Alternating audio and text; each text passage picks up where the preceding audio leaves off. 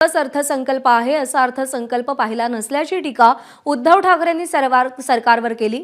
तर सगळ्यात बॅलन्स अर्थसंकल्प असल्याचं स्पष्टीकरण देवेंद्र फडणवीसांनी दिलं।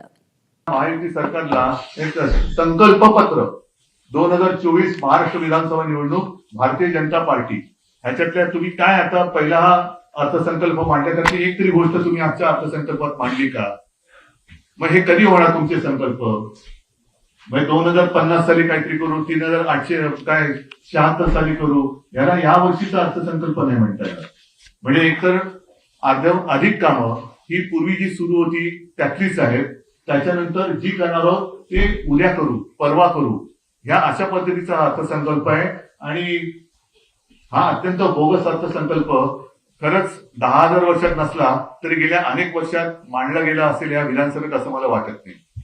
मागच्या वर्षी लाडकी बहीण योजना आपण घोषित केली आणि त्याची तरतूद आपल्याला करावी लागली, तरीही आपण कुठेही आपल्या कर्जाच्या लिमिटचं उल्लंघन हे केलेलं नाही।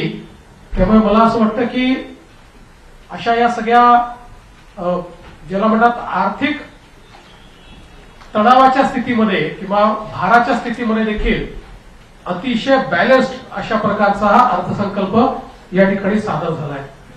आपण आर्थिक पाहणीमध्ये देखील बघितलं असेल तर आता स्टार्टअप मध्ये नंबर 1 वर आपण आहोत। एबीपी माझा, उघडा डोळे बघा नीट।